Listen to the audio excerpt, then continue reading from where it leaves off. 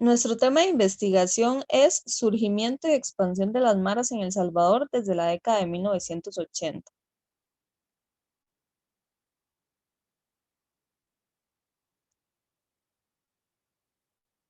Para dar inicio al análisis correspondiente a nuestro tema, planteamos como objetivo general identificar el origen de las maras en El Salvador, su influencia dentro de la sociedad y las medidas tomadas por parte de los gobiernos como reacción ante su posicionamiento desde la década de 1980. Ahora bien, los objetivos específicos que nos brindaron la posibilidad de puntualizar los principales aspectos de análisis son analizar el surgimiento y expansión de las maras en El Salvador desde la década de 1980, determinar la influencia que han tenido las maras en la cotidianidad y economía de la población en El Salvador y comparar las medidas legales y ejecutivas que han sido aplicadas por parte de los distintos gobiernos ante el posicionamiento de las maras desde la década de 1980. Muy bien, antes de hablarles del surgimiento y la expansión de las maras en El Salvador desde la década de 1980, hay que mencionar lo que, bueno, va a ser la parte metodológica un poquito, ¿verdad? Nosotros durante la construcción de este trabajo de investigación, lo que se hizo principalmente fue una recopilación bibliográfica que lograra fundamentar los objetivos planteados. Inicialmente buscamos distintos documentos académicos que nos permitieron establecer el marco teórico, un apartado que nos brinda el material que se va a necesitar o que se necesitó para el desarrollo de la investigación. La distinta información que se recopiló para el tema o para los temas que se plantearon en el desarrollo de esta investigación se escogieron y se delimitaron considerando las condiciones actuales en las que se presenta, bueno, en las que presenta América Latina, y en especial la zona de la que se desarrolla la investigación, que es El Salvador, donde las maras representan una amenaza desde su origen. Ahora bien, el surgimiento de las maras en la década de 1980 se, se tiene estimado que su origen, ¿verdad?, data de las pandillas californianas. Esto debido a diferentes factores como lo fueron, por ejemplo, la guerra y la posguerra, que como se puede observar es una de las grandes causantes de este surgimiento, porque en ese momento los salvadoreños tuvieron que refugiarse en otros países de la zona y se fueron para Estados Unidos, donde sufrieron de muchas cosas, por ejemplo, la exclusión social y xenofobia y muchos maltratos, y tuvieron que adaptarse a este vivir, a estar en esa problemática constante, y fueron adaptando estas condiciones que después dieron al surgimiento de las maras. Y también, bueno, la deportación de los salvadoreños de Estados Unidos en ese momento, cuando todo estaba poniéndose más feo ahí, hizo que el país se llenara de estos jóvenes, de estas personas que estaban empezando con este tipo de, bueno, de surgimiento. Y lo que es la expansión de las maras en El Salvador, esta sí se dio de una manera más exponencial. No se tiene con una exactitud, ¿verdad?, los datos que digan exactamente cuántos sectores se fueron abarcando cada año, pero sí se sabe que en 1990 habían pocos barrios, digamos, en las ciudades más principales, y que ya para el 2014 se encontraba prácticamente todo el país influenciado por lo que eran las maras. Aquí podemos ver un mapa de lo que ellos consideraban o lo que ellos llamaban como ciclas y canchas, que eran los barrios, los lugares donde se encontraban más distribuidos, ¿verdad? Esto es para el año 2014. Entonces ya aquí se puede observar cómo la influencia era aún mayor, cómo el expansionismo que se llevó era mayor. Y bueno, aquí tenemos otro mapita que, como se puede observar, está por colores, y ahí se pueden ver los nombres de las distintas bandas, de los distintos bueno, sí, las distintas bandas que se encuentran a lo largo del país, que ya es como mayor el territorio, es muy poco el territorio que no consta con maras, y eso genera una gran problemática en lo que es El Salvador. El capítulo número 2 de nuestra investigación trata sobre la influencia de las maras en la cotidianidad y economía de la población de El Salvador.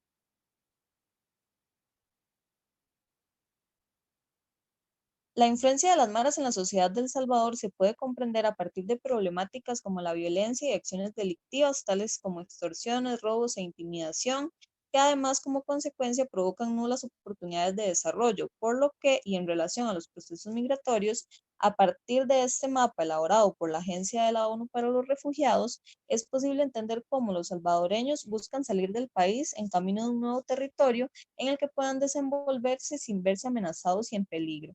A partir del análisis realizado, fue posible identificar que son muchas las personas que desde el Triángulo Norte de Centroamérica, Honduras, El Salvador y Guatemala tramitan la solicitud de asilo en otros países alrededor del mundo. En el caso específico de El Salvador, para el año 2016 se tramitaron un total de 41,000 solicitudes.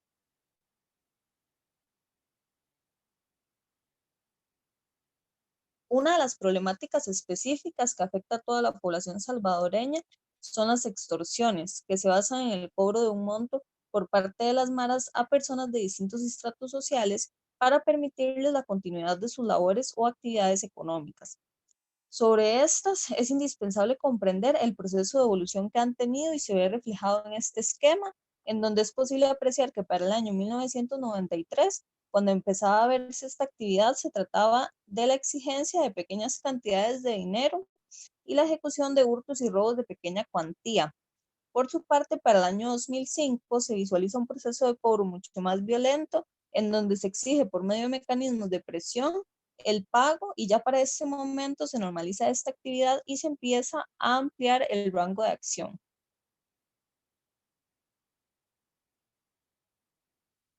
Dentro de la investigación realizada fue posible identificar principalmente dos tipos de extorsión que son aplicados. Esta imagen permite una mejor visualización en cuanto a este tema. Se entiende que la extorsión puede ser periódica, que trata de un cobro periódico establecido y es aplicado a industria, comercio, transporte y agricultura. Se caracteriza por ser un proceso complejo debido a que involucra una relación entre pandilleros en centros penales y otros que gozan de libertad, así como el manejo de una red de colaboradores y familiares.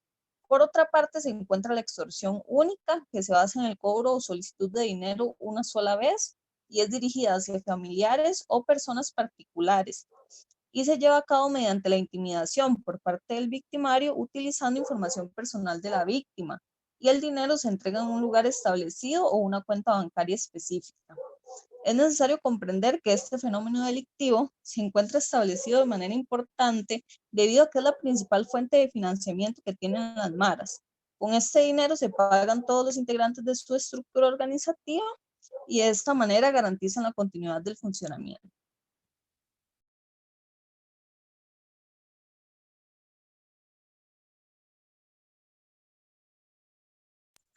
Ahora bien, el tercer aspecto a analizar son la comparación de las medidas legales y ejecutivas que se han aplicado por parte de distintos gobiernos respecto al posicionamiento de las maras en El Salvador desde 1980. Para este caso, no se encontraron, al menos en la recopilación que hicimos, no se encontraron de todos los gobiernos desde 1980, pero sí se encontraron como las medidas más destacadas que se hicieron y como las que más llamaron la atención y quizás mejores resultados tuvieron.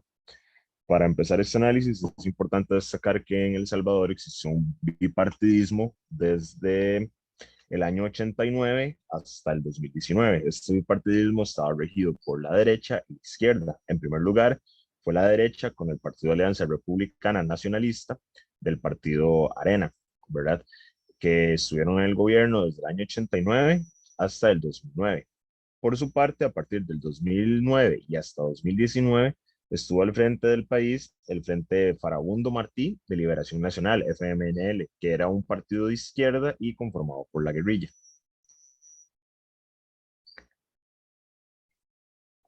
Ok, ahora bien, para entender un poco mejor más o menos qué hizo cada parte, ¿verdad? Encontramos los gobiernos del Partido Arena y las medidas que establecieron. En este caso, a partir del 99 y hasta 2004 estuvo en la presidencia el presidente, valga la redundancia, ¿verdad? Francisco Flores, quien aplicó la ley antimaras. Esta consistía en que todo aquel que fuera identificado como pandillero por los jueces, etcétera, estos iban a recibir condenas de hasta 30 años de prisión, es decir, iban a ser juzgados como pandilleros. Sin embargo, esta ley tuvo muchas trabas para ser aplicada porque se decía que incumplía como con los derechos de las personas, ¿verdad? En este caso los pandilleros, entonces tuvo problemas para ser constituida de inmediato y se pasaron varios meses hasta que fue constituida. Posterior a eso se aplicó el plan mano dura, también, ¿verdad? Que iba de la mano, que era igual, era un poco de persecución hacia los pandilleros, se les daba cacería, la policía los buscaba, se les perseguía y se les encarcelaba. Sin embargo, muchas veces eran encarcelados y los mismos jueces los liberaban rápidamente. También se aplicaron lo que fueron mesas de concentración específicas con diferentes centros policiales y personeros del gobierno para tomar medidas y buscar soluciones contra las maras. Posterior a esto, en 2004 llega al poder el presidente Elías Antonio Saca, que estuvo en la presidencia hasta 2009. El sucesor de Flores lo que hizo básicamente fue aplicar un plan muy parecido al Mano Dura, solo que llamado Superplan Mano Dura, en donde se crearon tres programas que eran operativos policiales, llamados, ¿verdad? Se llamaba a los policías a que hicieran operativos más grandes en diferentes sectores. Se aplicaron lo que eran puños de hierro, que era como más mano dura.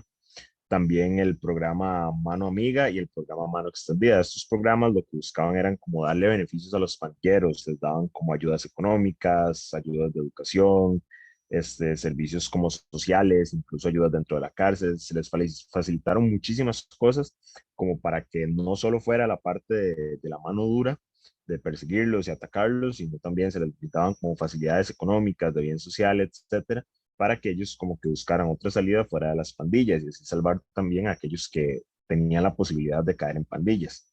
Sin embargo, esto dio como resultado un crecimiento en el número de detenidos y paralelamente también subieron los homicidios ¿verdad? Por la cacería que se les daba, a pesar de los beneficios que se les ofrecieron, y pasaron de 2.172 en el 2003 a 2.762 en 2004, y ya para 2005 eran de 3.825 la cantidad de asesinatos.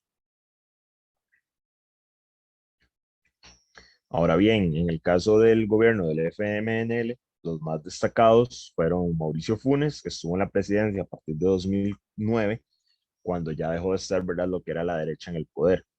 Entonces, este presidente en 2012 hizo un intento, ¿verdad?, desesperado quizás, de reducir el elevado número de muertes, que era producto de la rivalidad entre la MS-13 y la MS-18 por los territorios. El plan de acción se llamó La Tregua, consistía básicamente en la búsqueda del diálogo. Entonces se les ofreció a las pandillas que llegaran a un acuerdo para que no se siguieran matando entre ellos y murieran inocentes. Igual se les entregaron beneficios, se trasladaron muchos de los más pesados de las pandillas, fueron trasladados a prisiones de menor seguridad, entonces se pudieron seguir con los negocios de extorsiones desde las cárceles, se les daba reducción de condenas y muchos otros beneficios, ¿verdad? Un poco ilógico, pero fue una forma fácil de mantener esa tregua y de evitar los enfrentamientos y más muertes. Incluso, pero esto no dio un buen resultado porque seguían los problemas, ¿verdad? Se nombraron incluso exguerrilleros al frente de las fuerzas policiales y también generales, así como fue necesaria la intervención militar en el territorio, ya que tras 2 años de cese, de 2012 a 2014, los pandilleros no vieron esta opción como algo bueno para ellos, sino que lo vieron como una debilidad del gobierno y lo utilizaron para reorganizarse y se convirtieron ya en lo que era una organización criminal y no tanto pandilla, sino que ya era una organización criminal con un poder económico, político, incluso con, ¿verdad?, lo que eran rutas ya para el transporte de las drogas. Posterior a esto, en 2014 llega otro presidente al poder, que es Salvador Sánchez Serén, que llega de 2014 a 2019, quien puso fin a la tregua impuesta por Funes. Apenas llegó al poder, la canceló porque claramente no se estaba respetando. Cuando se rompió esta tregua, obviamente se dispararon de manera ascendente las cifras de homicidios. Para 2015 se duplicaron, alcanzando la cifra de 6.657 asesinatos, promediando 103 por cada 100.000 habitantes y 81 para el 2016, convirtiéndose estos en los años más violentos de la historia actual de El Salvador. Ya para 2015 se entregó un documento con diferentes acciones relacionadas a la seguridad, divididas en ejes de gran importancia, como era la prevención de violencia, persecución penal, rehabilitación e inserción social, atención, protección a víctimas y fortalecimiento institucional. Si lo vemos desde cierto punto y comparamos con medidas anteriores, era algo un poco parecido porque se les seguían dando beneficios y la persecución continuaba. Ya para 2019, Llega al poder el presidente actual, quien es Nayib Bukele, que pone fin al bipartidismo con el Partido Nuevas Ideas. Bukele, bueno, aplicó lo que es el plan control territorial, cortando así con el poder sobre territorios y cortando fuentes de ingreso a los pandilleros. Se ordenaron medidas extraordinarias en los penales durante semanas, provocaron acciones criminales por parte de las pandillas que fueron respondidas con nuevas medidas que como fueron, ¿verdad? Tales como el encierro de los presos por 24 horas al día, prohibición de visitas y el cese de programas educativos y recreativos, o sea, chavo beneficios. Actualmente el plan sigue en desarrollo y con un éxito muy bueno, la verdad, ha logrado evitar lo que son muertes durante un día completa, ceses al fuego, se han recuperado muchos territorios, barrios, parques, comunidades, eh, y, ¿verdad? Se da la disminución de violencia y, como les decía, ¿verdad? Se recuperaron territorios. Actualmente es el plan como que más ha funcionado. Igual si lo comparamos con Plan Mano Dura, Super Plan Mano Dura, Tregua, etcétera, tienen muchas cosas parecidas, excepto con la tregua, porque aquí no se les está dando como ese beneficio a la negociación, sino simplemente son criminales, se les trata como criminales. Si matan, las medidas son más fuertes. Eso sí, existe una intervención militar actualmente y también intervención de lo que es, verdad, castigos fuertes y persecución contra las maras. Ahora bien, en la parte de las conclusiones, bueno, como vimos, el surgimiento y la expansión de las maras está relacionado con diversos procesos históricos y sociales que llevaron a que se formaran esos grupos armados, esos grupos que generan violencia en El Salvador. Bueno, no solo en El Salvador, también en el Triángulo del Norte, como se llama, en Guatemala, Honduras y El Salvador, ¿verdad? Pero sí se tiene que tener en cuenta que esos no son como los aspectos fundamentales o los aspectos únicos en los cuales se creó esto. Digamos, sí tuvo que ver todo lo que pasó con la guerra, con la posguerra, lo que sufrieron en Estados Unidos, pero ellos lo están haciendo por interés personal, ¿verdad? Este es como una de las razones más importantes de esta expansión que se ha hecho desmedida en la zona del Salvador. Con respecto a la influencia que han tenido las maras en la cotidianidad y economía de la población en El Salvador, este se puede ver como un proceso violento e interiorizado. Los negocios e individualmente cada persona denuncian los casos de acciones delictivas como robo, intimidación y extorsiones con menos frecuencia, aunque este no es un indicador de disminución en alguno de estos temas, sino más bien de aceptación de esta forma de vida por parte de la población.